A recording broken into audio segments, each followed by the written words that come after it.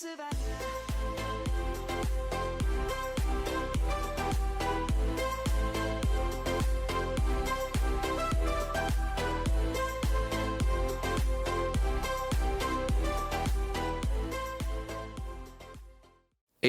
years.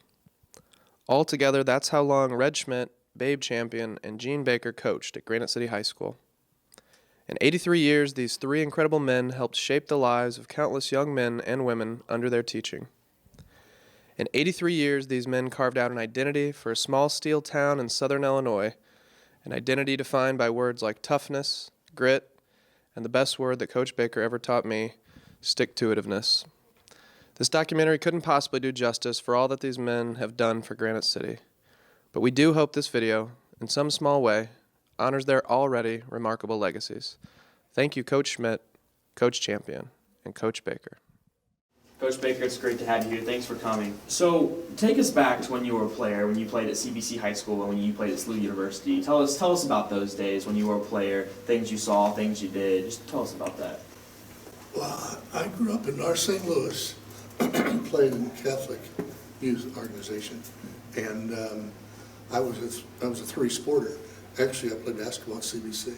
I went to school, I went to Rockhurst College in Kansas City on a basketball scholarship. I played baseball, and then transferred to St. Louis U because my buddies were bugging me to come back to play soccer. They felt they could win the national title, which we did. We had some very good players, really good, and that was a lot of fun. In fact, this picture that I was mentioning to Andrew that was in Sports Illustrated, and by the way, that was just by chance, but I'm following this player who I grew up with, from who was at Michigan State and was a very good player. So it took a lot of ribbing about that for a long time. The reason I played basketball, first of all, I loved it, but and we had state championships there, but which was good for me. I had a great coach, to say the least. And I played because soccer was not as fulfilled as it is today. Right. So I could play soccer year-round and still be playing basketball. Mm-hmm. Now, after college, what did you do? What did you go into? What were you doing? Well, I taught, initially, I taught for a semester at Cleveland in the city of St. Louis, and then I got married and moved back to North County, and I started the program at Riverview Gardens. The soccer program? Uh-huh. Oh, wow. And we had a lot of success there, and was there for 6 years.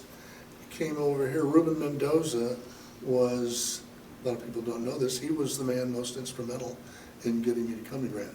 Really? He would referee some of our games at Riverview, and he talked to me, so we're going to split, the school split. Yeah, and he said, I'd like for you to take one of the programs. So Bob Keogh and I came in to Granite at the same time.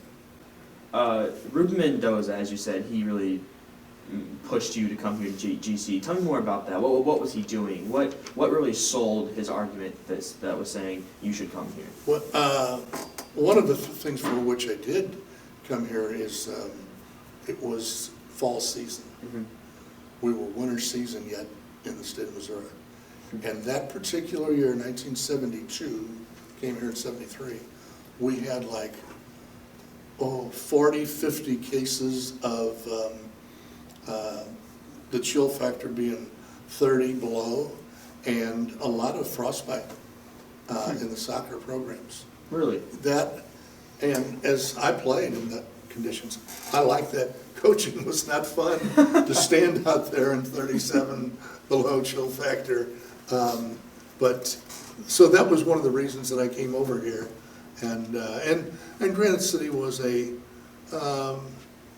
thriving community, and very similar to where I had grown up, blue collar, etc. You know, I regard the field as a classroom, and the players. It's a different thing if you look at it in this way. But we have a lot of good things to look back on. And in fact, as I was just mentioning to Andrew, we've got a list of 38 coaches, high school players from Granite City High School, Granite City South, yes, who have coached organized high school and our college. Really? A guy named Iggy Embeck, he's the coach at Akron University, they had been the top program in the country for a while. Mike Bristol, goalie program, great guy. He is coaching, as Embeck is, at Florida State, and they won the girls' state championship. There are a number of college coaches, Johnny. I just went to game Sunday to see, this was a fun experience. Johnny Van Buskirk is the coach at McKendree. They played Rockhurst, who is coached by my best friend, who's been there 50 years. And went to see the game, and it was hard to I root for everybody. Yeah. Can't lose. Right. This one here, it says National Coach of the Year, 1977. Do you remember that year? Oh yeah, this is a great team. Yes. Great team. Did you go to the state final that year? We won it. You won it. Yeah. That's what, see, what I liked about this, the beauty of this is, actually, this is a little bit misplaced. Granite City, that's where Granite City is. Yeah. And the idea is, here we have a great big state in Illinois. Right. Here we have a huge metropolis in Chicago. Who wins it? Little tiny Granite City. And they would say to me things like, boy, are you way down south down there? I said, yeah, we have fried chicken and all that kind of thing. So it was very frustrating for Chicago to tolerate us. Yes. But 2017, we were flat loaded. We went on probation that year because, it was in the beginning of the year, we played Rockhurst in a practice game. I used to do that all the time. That was my close friend. Yeah. They come all the way to St. Louis, we play. Everybody finds out about it, everybody comes out on the field to watch this game free, obviously. It's a practice game. Mm-hmm. And it was that Rockhurst team went to the Nationals in the National Association. Yeah. NAIA tournament. And it was a tie. We were that good. We had physical size, speed, playing experience. They were a really good team. David Fernandez, who's the most skilled player to ever come out of the program. David was a freshman on that team. Wow. But we had two of the Goldschmidts yet. Mark Goldschmidt was a great player at Indiana. David Goldschmidt athletically was really gifted. Greg Feigl was 6'4", was called the Forehead Factory, was great on head balls. So yeah. We had a lot of weapons. Jack Burnett, who was our sweeper as a freshman then, was the sweeper on 4 state championship teams. Wow. 4 in a row. We had 5 in a row, actually, and we would have had 6 had I played Mark Goldschmidt. In '75, I didn't play him in the tournament because he had a broken collarbone. Mm-hmm. His dad begged me to play him. He's a great player. And Mark begged me to play him. I just felt it would be too risky. We lost to the eventual state champion, and with him, we win readily. But this was a really interesting year. We had a lot of tools, a lot of people. I like everyday athlete. I've had some players that I could say, you know what, I've never seen him play. A guy named Billy Hensey in our program, I've never seen him play bad. He played at the University of South Carolina. Yeah. His son is playing down at Marquette in the Eureka system. His brother Gary and Jerry, Hensey's all played for me. We had a lot of families, made that easy. Yeah. You could count that somebody's coming, one of the little guys. But Billy, he would not only not have a bad game, he would have a bad practice. Mm-hmm. And I like that because it means you're giving your best all the time. I don't like the idea of accepting some athletes will say, I had a bad day. You don't like when athletes admit that they had a bad day? Don't have it. Shouldn't happen until it's over. Then someone else can say it. But during the game, I'm having a bad day. Stop it. Change it. Stop it right now. That's Don't what you have to anymore. do. Is it come from standing around looking? Yeah. Or are you moving? Are you getting to the ball? You can play good defense and still not have had the best of luck on things. You can still play quite well in a very subjective game. Tell me about the Tournament of Champions a little bit. I don't know much about that, but I do know that you went to it there was 20 years of it, but you won it twice. It was a little more difficult than the state. Everybody was a champion. Yeah. I mean, one year I had 5 state champions, present state champions were there. Really? And everybody in the tournament had won state championship somewhere along the line before. I made the whole idea up, and we had, and the whole idea of it, again, as I said earlier, was not just to have great competition and to have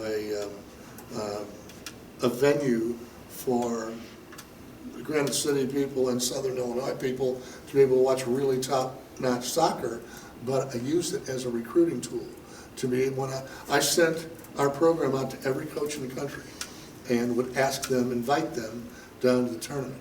I mean, Joe Maroney, a friend of mine in Connecticut, came here every year, and he would spend the week. He would come, we was kidding, because he would bring he had this thing with an umbrella and a jacket and a raincoat and a food thing and something to drink out of, because he was going to be there, rain or shine, and he would even come to our practices. But many people across the country come to find players, and what they did then was come here to find out, who do we go get? Who's good? We don't need, we like your program, we've got somebody from there, but we don't need that right now, but tell me somebody else in this to watch. And it was a great recruiting technique for us. It's a reverse technique. It wasn't they recruit to come here, we recruit them to come here. So which is you right here in your Oh yeah, I kind of look like I'm a clown with the pants. the plaid pants you got going on there? Those were going, yeah. Those were a thing back in the day. Yeah. One of the girls in the program gave me a hat, which was kind of like that kind of wild plaid look. And Yes. I don't know what it is. We had a game, one Chicago guy says, "You look like the one band." It looks like you're coming to play in the band. Right. Look goofy. But, I didn't really worry about that. And then we have this this blown up picture. Uh-huh. We're not sure what game it's from, but we thought it was pretty interesting. Probably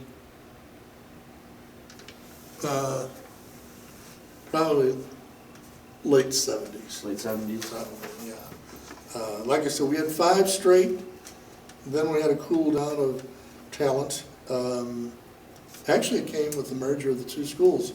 Everybody said, "Oh, wait till you get both schools." Well, you can't play everybody on the field at the same time. Exactly, yeah. We're not 30 against 30. They weren't going to be that good. We weren't going to be at our best. Now, so I always played young. If the young guy and the older player are equal, the young guy plays. I took a lot of heat for that, but that's what I was brought up with at CBC. And a lot of people would say, "Well, your emphasis upon winning." Yeah, I thought you should teach competitive edge, not only skills of the game, but my big thing was discipline. And most athletic programs don't even know what discipline is. And Yeah. discipline is not that I say something stupid and you do it because you're so disciplined. Yeah. But the discipline idea was what we practice, we do in games. Yeah. And we were very a stickler on having that from everybody. And I got a lot of great leadership. Well, the one year, I guess, 78 or 9, we had 5 of the top 10 students academically in the senior class here. Oh, wow. And that's one of the other reasons that it was fun and easy Yeah. to try to go get a player recruited, because it's, I know I can play, but can he get in? Yeah. He can get in before I can. Yeah. We were known for 2-foot tackle that a lot of people argued about, and I taught that. So then they would, when it was successful for our guys, it made little guys bigger, and therefore we won more than a majority of 50-50 balls. Yes. So much so that they said Granite City plays too hard. My attitude toward that was play as hard as you possibly can without getting a foul. And It's a good people method. say, oh, that sounds terrible. No, that's what you should do. Exactly In what you any should sport. do. Yes, yes. You know. The best memories, honestly, Coach Baker, for as incredible of a coach as he was also a really, really funny guy. And I can distinctly remember him just cracking jokes on the sideline, making fun of players in jest and us in a fun way.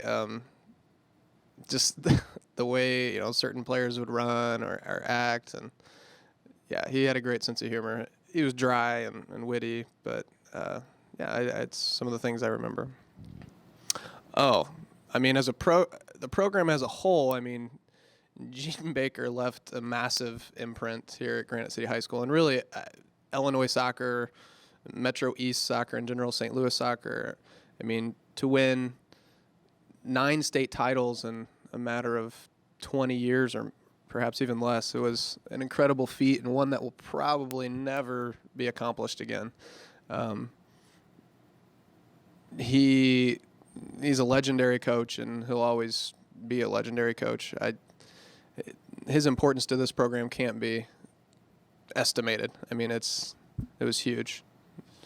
When I played for him growing up, yeah, you were always aware of Coach Baker because you were attending his camps from the time that you were a young kid. He really established soccer in this town, coming from St. Louis and starting in the early 70s, and that's when Granite became a powerhouse. Being here as long as he was, he became part of the town, and I would say that the success that we had is directly attributed to Coach.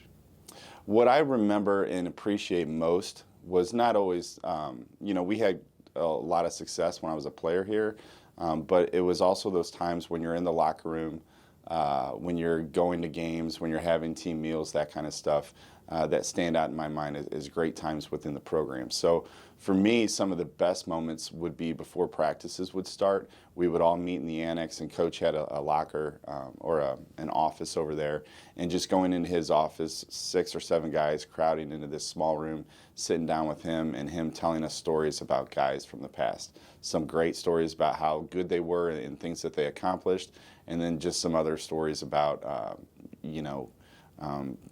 giving guys a hard time, I guess. Coach was pretty good at that.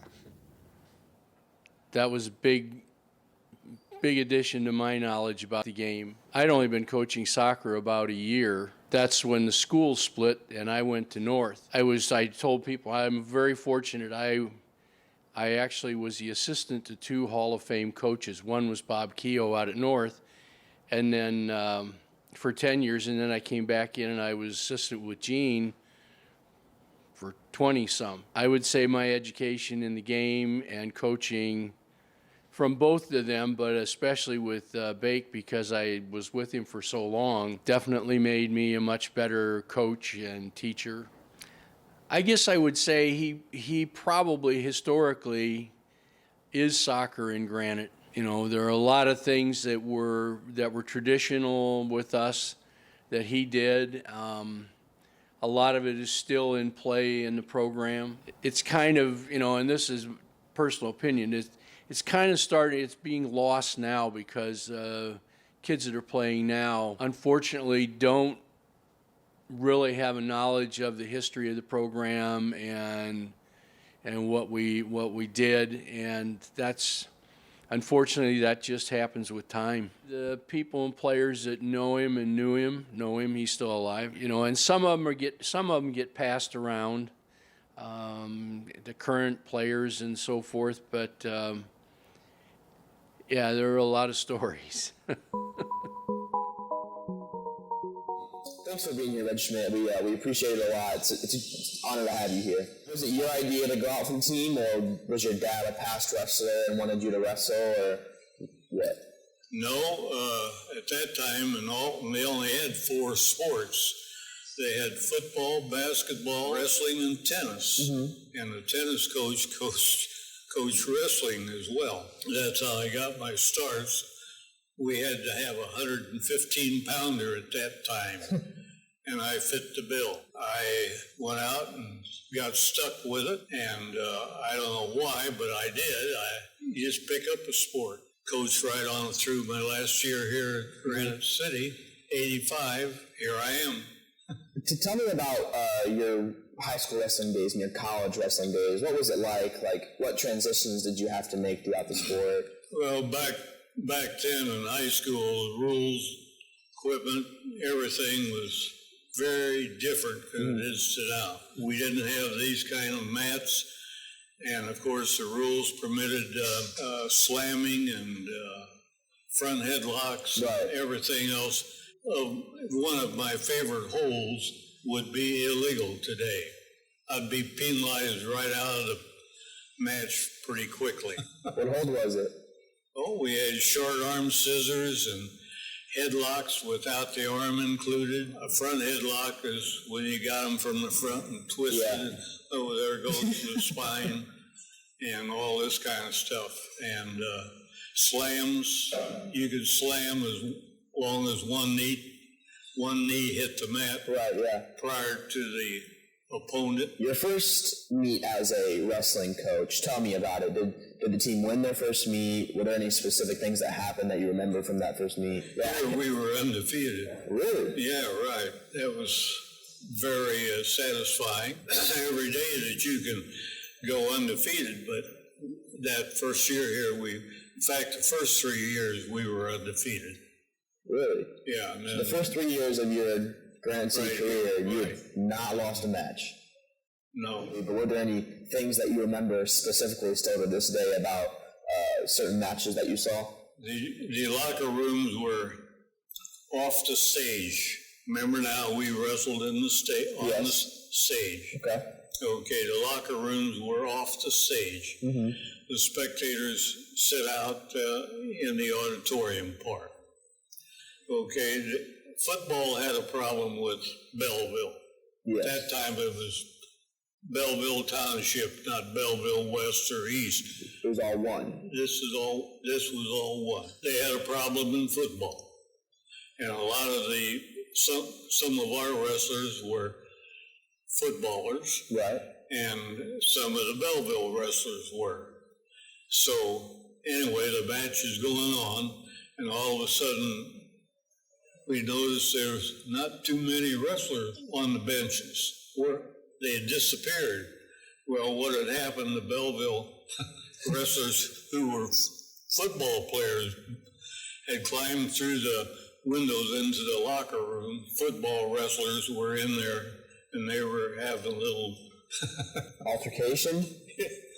So we had to stop that. That was what I remember from high school here. Did you stop the whole match altogether, the whole meet?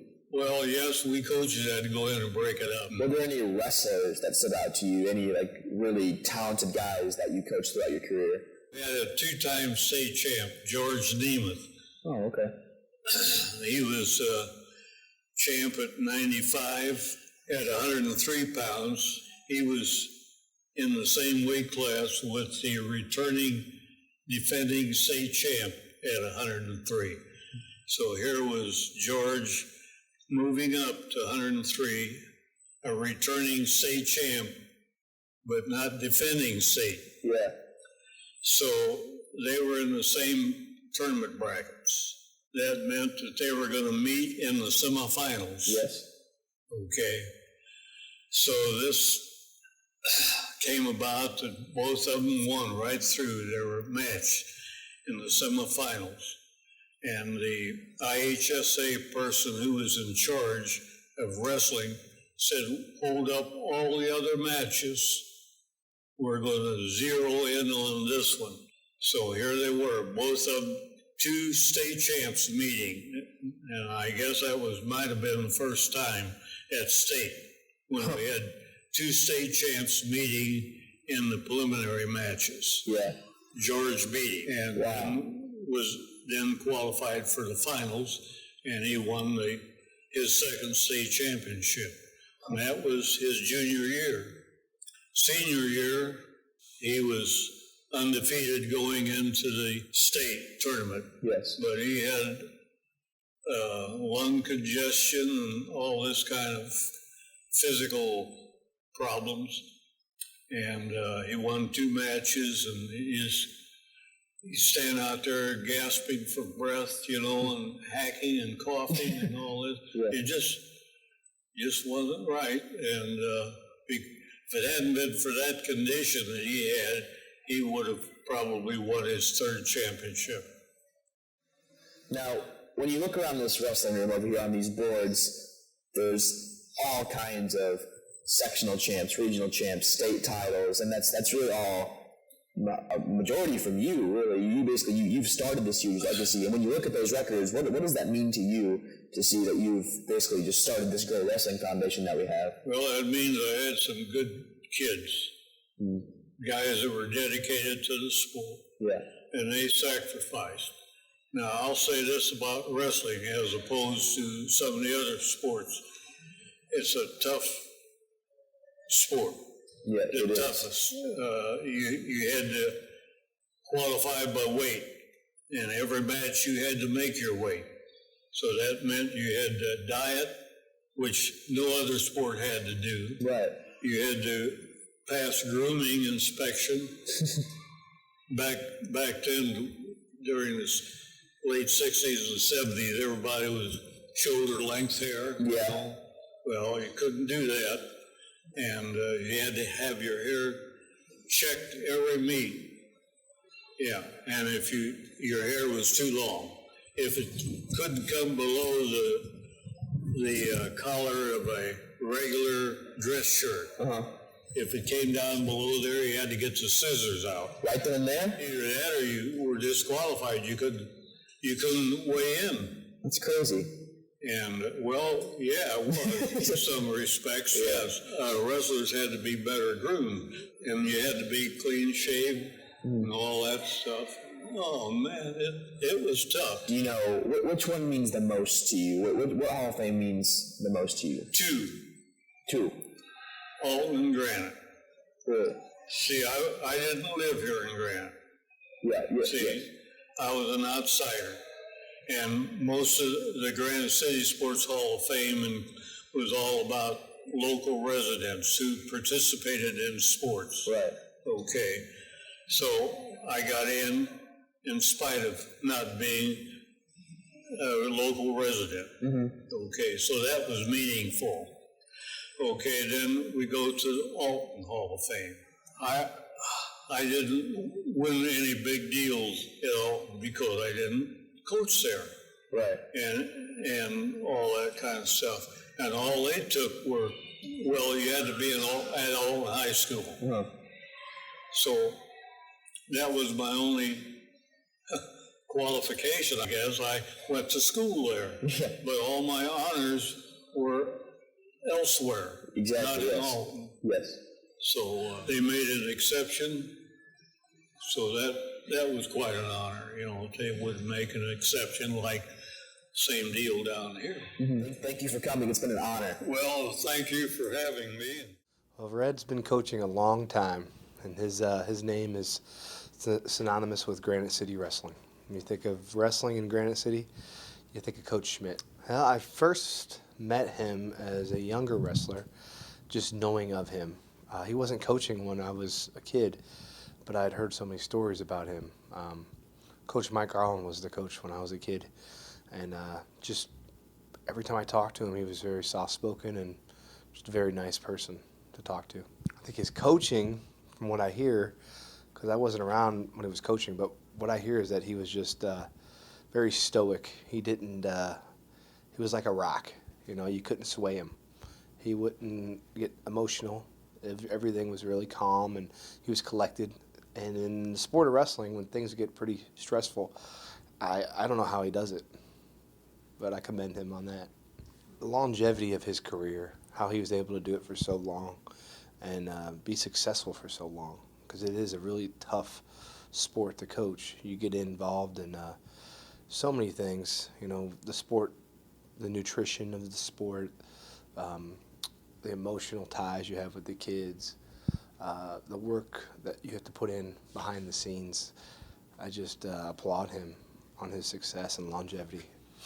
It was really neat interviewing with him during the holiday tournament finals. We sit down they were interviewing us through Illinois Wrestling, IllinoisMatmen.com. And just the stories that he had to tell about the program and about starting the holiday tournament, trying to bring the toughest teams down here.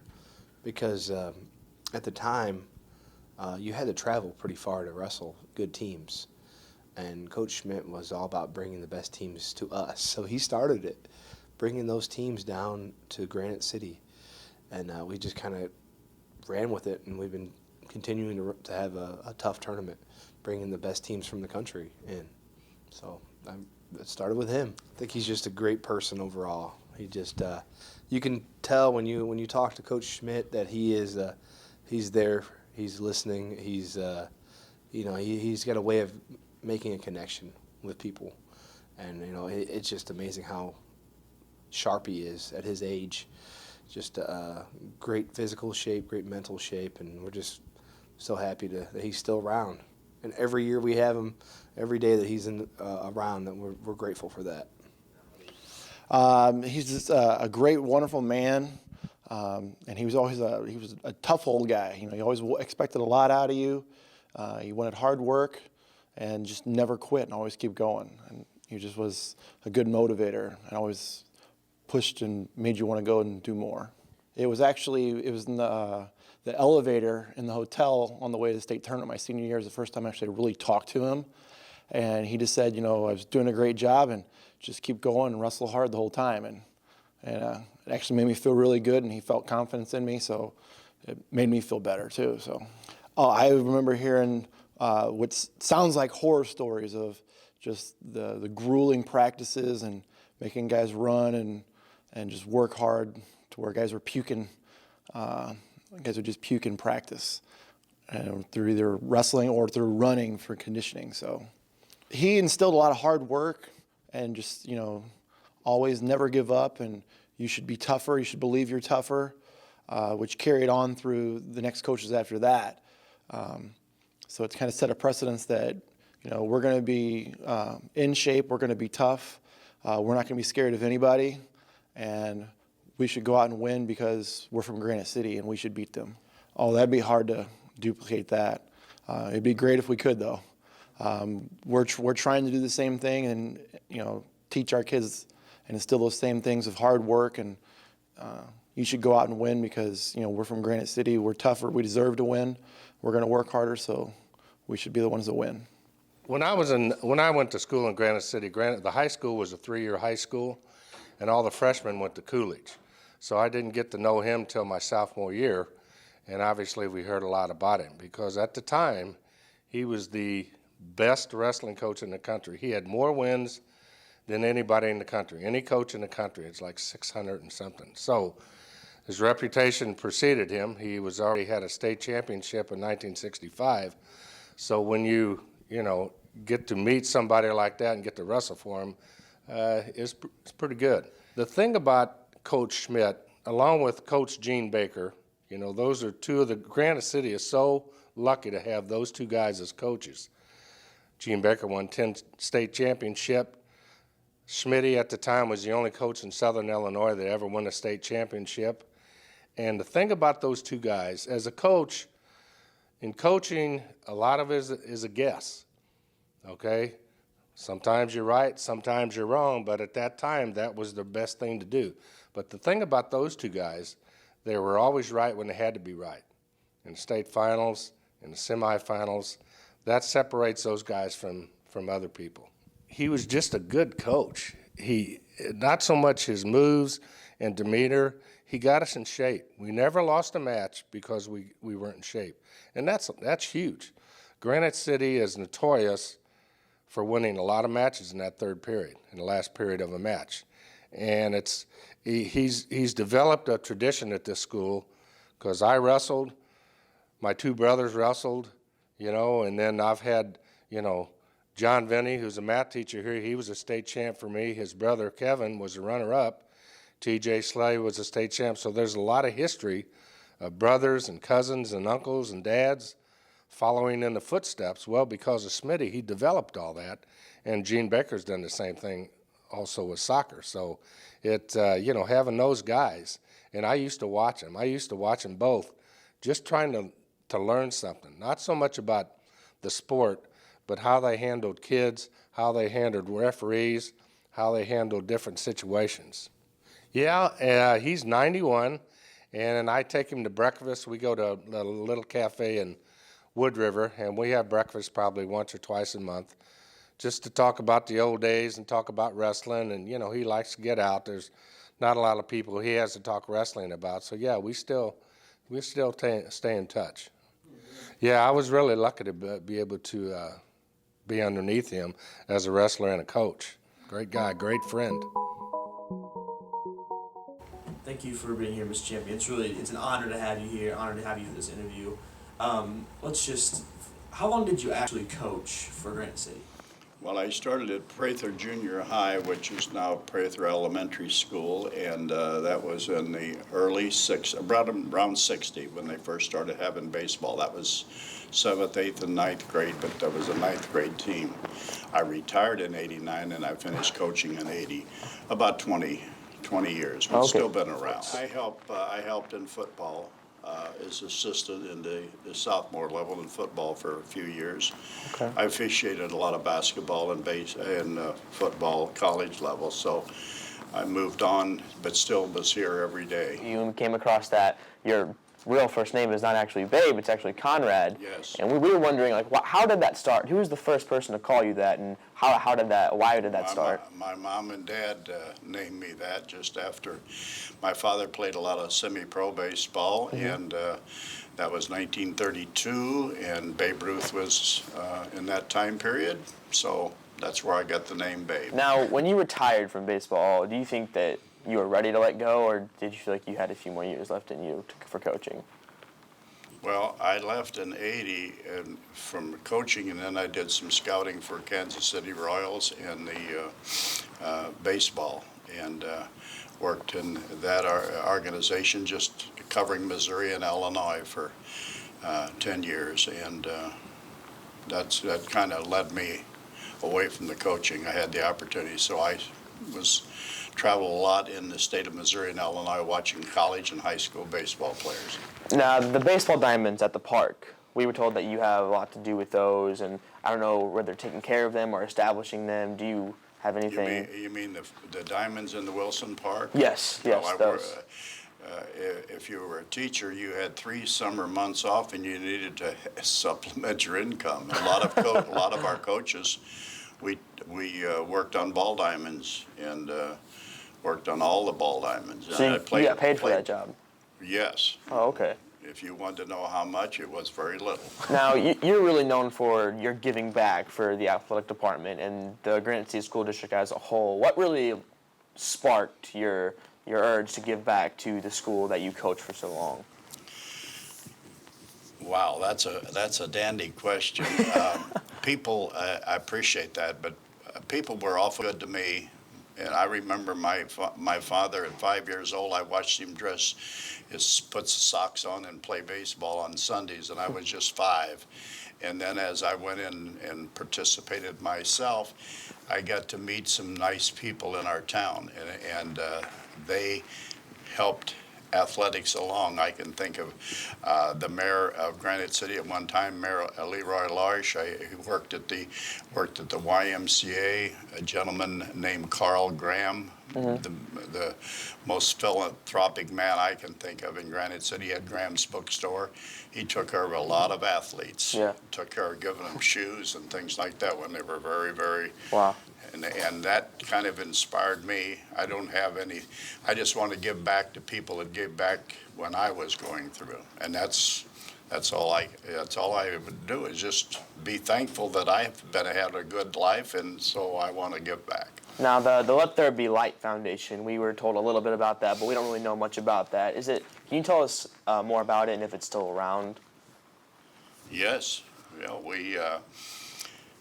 I traveled and worked a lot of college basketball, but I worked scouting, and then I worked a lot of college football, 15 years, and retired in '92 from traveling from Colorado to the East Coast on Saturdays. Worked big schools. It was a lucky opportunity. Yeah. But as I would see these different schools, I said, why can't that be in Granite City? And so in 1999, I came back and they told me I was crazy, and I am. But anyway, they says, we need to raise a little less than 100,000. We can put lights on a football field. We raised about 95,000 in 11 months, and those lights out there didn't cost the taxpayers one penny. We've got some pictures here that we've taken out of yearbooks. I don't know, probably haven't seen these in a long time. If you want to take a look at those.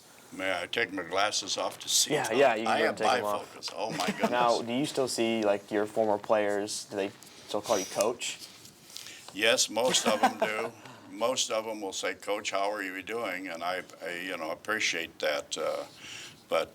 Oh yes, these are pictures that some of these pictures I have, and some of them I haven't seen in a while. And then every once in a while, I saw a young man yesterday at breakfast. Really? At Petrie's, and he says, "Coach, how are you doing?" And I says, "You got a mustache now." And he says, "Charlie Collins." I says, "Oh my goodness, Charlie Collins was one of my players that I had at Prather when I first started coaching." One of your first ones? Yes. Oh, wow. And the story is on Charlie Collins, my shortstop got hurt in a game in Belleville, freshman team, Prather, which was, but it was freshman baseball. And Jimmy Raines, I learned from these things. This was my first years of coaching. I still was playing. And Jimmy Raines was a shortstop, and he got hurt in infield practice. And I said, "We need somebody to play shortstop right before the ball game." And Charlie Collins was my left fielder. He says, "Coach, I'll try it." I hit him 3 ground balls, and I said, "You're never leaving shortstop." How often are you at the high school? Well, I used to be here almost every day, but I've slowed down maybe 3 days a week. We got a project I'm working on at the Hall of Fame building. Can you let us in on a secret on that? Or? Well, I just want to do something for some maybe 50 or 60 players are in the Hall of Fame, and I want to do pictures and bios about them and put them somewhere out there. The plaques. And call them plaques. Yeah. Big plaques. And it's all up here right now. I'm going to call it Then and Now, meaning then when they were in high school, now when they played pro ball, college ball, whatever. Well, I think that really concludes the conference room interview. Now Okay. we're gonna take you out to the baseball field, like you were saying.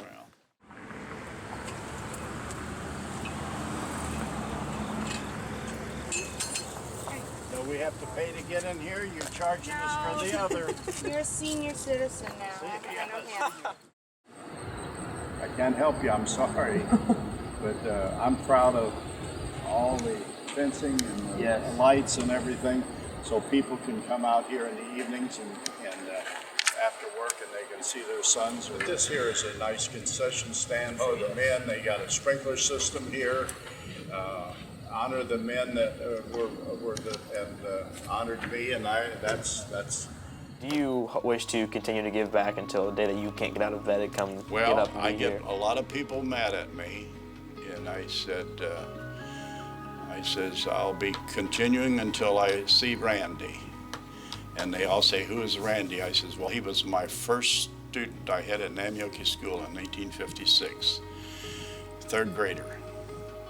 He's the gentleman that has Irwin's Chapel. That's my last visit. I always tell Randy, you're my last stop." Well, Babe Champion, when you first meet him, you know he has a passion and a love for this community and this high school. He does so much behind the scenes for us that people aren't even aware of. Myself, growing up in this community, being an athlete, as an athlete, you know who Mr. Champion is right off the bat. There's so many stories from coaches, and you see him out at all the events, and he means an awful lot to our athletic program. It's a little bit intimidating, actually, because he's an icon in this school district, and as far as athletics in Granite City, he's got his stamp on a lot of things here. I mean, the baseball field is named after him. That's not going to go away. So, I mean, he's a huge part of athletics here at Granite City, and there's no way that man will ever be forgotten here. He's one of those people that when you meet him, no matter how bad your day's going, after he talks to you, you feel better. He's always positive. He's always smiling. He always has little stories to tell you. Like just recently, he told me about a principal that we had in this town many, many years ago who went by the name of Smiley. I don't remember the last name, but his first name was Smiley. And he went to Eureka College, and his roommate was Ronald Reagan. Those are the things that he has to share with you. So he is always positive, he's always upbeat, and he bleeds red and black. He cares about this town and this high school. He has gotten different programs and put them together with the help of Gus Lignell. And like we've got lights on our football field, we have lights on our baseball field. He's always promoting to do better things to make our school bigger and better. My son taught at Collinsville, and he said it's sad because they don't have a Babe champion, and how fortunate we are to have him. And once you get away from Granite City, you realize how important Babe is. Just his involvement, his longevity, how he stayed active in the local sports scene, and then later on when he retired, of course, he just became one of the icons of this town. I hope that it's never forgotten, and it shouldn't be. Time has a way of doing that to people where generations don't really seem to have a handle on how much other folks did in the past. It'd be a shame if that happened because, I mean, I could never measure the impact that he's had on the schools, the high school, athletic programs in a town.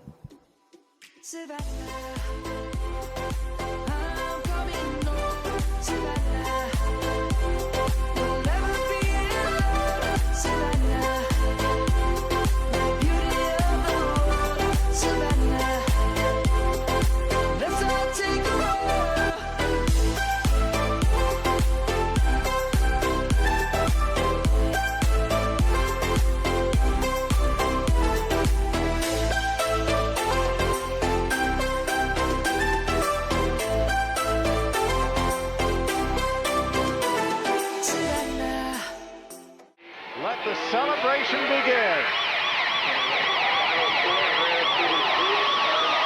Yeah, you could say it. There's no doubt about it. Granite City once again, #1.